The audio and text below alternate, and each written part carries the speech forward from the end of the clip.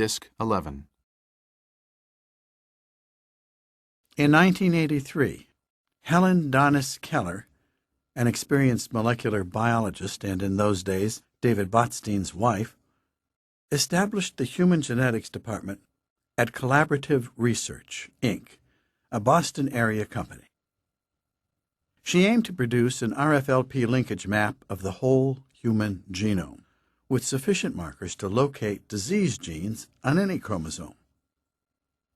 The fruits of the effort were published 4 years later in a paper aptly entitled A Genetic Linkage Map of the Human Genome. The map included 403 loci, many more than Botstein's original estimate, and calculations showed that 95% of the genome was within reasonable proximity, or linked to a marker. It was a great day for genome mapping, but by 1987, rifts and rivalries were appearing once more among the researchers. For one thing, there was resentment in academic quarters that Collaborative had incorporated freely available data from university labs while disclosing none of its own. In this respect, Collaborative was pioneering the best of both worlds strategy that Craig Venter and other would-be genome profiteers were soon to follow in the sequencing sweepstakes. The French immunologist Jean Dosset, for instance, had been following a somewhat different course. His 1980 Nobel Prize in Physiology or Medicine attracted a generous benefactor whose substantial gift allowed Dosset to pursue his own strategy for preparing a human linkage map. He realized the task would be much easier if all researchers worldwide were working with a standard set of pedigrees, DNA samples from the same families. So Dosset created the Centre d'études polymorphisme humain, CEPH, or CEPH, in Paris, to collect pedigrees optimal for genetic analysis. Large families with 3 living generations from which to draw samples.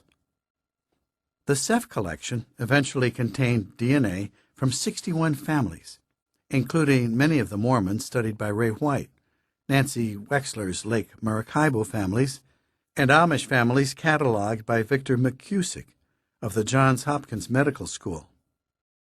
CEPH made DNA samples from all these families freely available to researchers, with the sole proviso that recipients give their analyses to CEPH for integration into the worldwide database.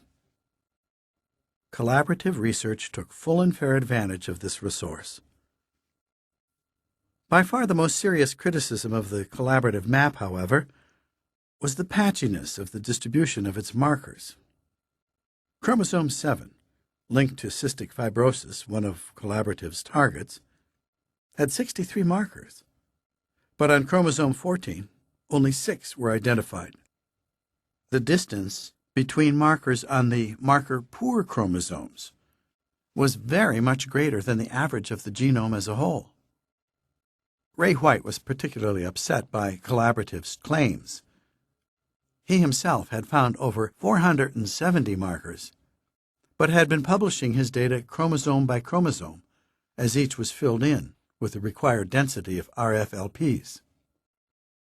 We would never have dreamed of making such a publication with our data set, which is substantially larger than theirs, because we still have significant gaps, he remarked, rejecting Collaborative's grandiose claim. Whether the claims were grandiose or not, though, Collaborative's map had proved the feasibility of genome-wide mapping and was a significant advance. But, as we have noted, some, like Nancy Wexler, had seen another path opening up in the wake of the breakthrough 1980 RFLP paper. As efforts to produce a comprehensive map gathered steam, David Hausman at MIT was gearing up for what David Botstein had declared to be mission impossible at this stage of the game, to discover the location of the Huntington disease gene.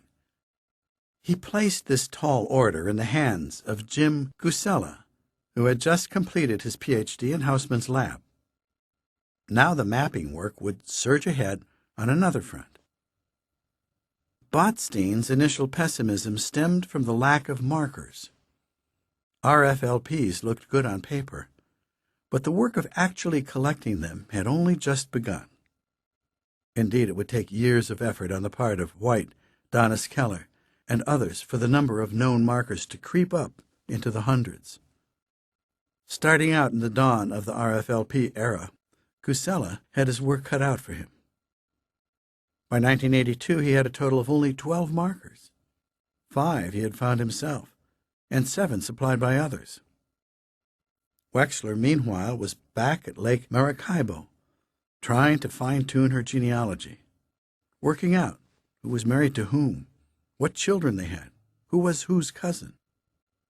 Local custom was sometimes a hindrance. Some names were quite common, and many individuals were known by more than one. The tree Wexler managed to construct for one family, nevertheless, wound up with 17,000 names on it. Periodically, she and her colleagues would set aside a whole day just to collect blood. Samples had to be dispatched to Boston, all together, lest the tropical heat of Lake Maracaibo accelerate the degradation of the DNA. As for Gusella, he wasn't waiting for the Lake Maracaibo samples. I remember meeting at Cold Spring Harbor in October 1982, at which he presented his earliest data. With a small Huntington-afflicted family from Iowa as his sample, he had tested just 5 of his 12 RFLPs, checking each to see whether it correlated with the disease. None did, and I couldn't help thinking that, having set out to find a needle in a haystack, he was making rather much of having lifted out a few straws. Only with careful analysis of the whole haystack, the vast genome in its entirety. Or, alternatively, with a lot of luck, could anyone hope to find what Gusella was looking for.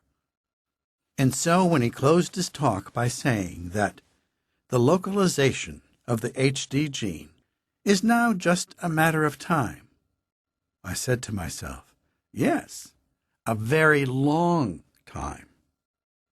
But fortune favors the brave. Gusella returned to his laboratory and tried more RFLP markers.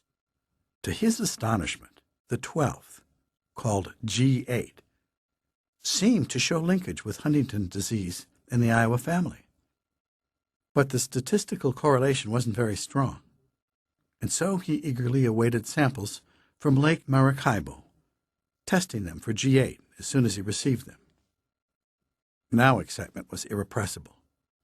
G8 indeed tracked with Huntington disease. By the summer of 1983, against all the odds, Gusella had discovered a linkage after trying only 12 RFLPs.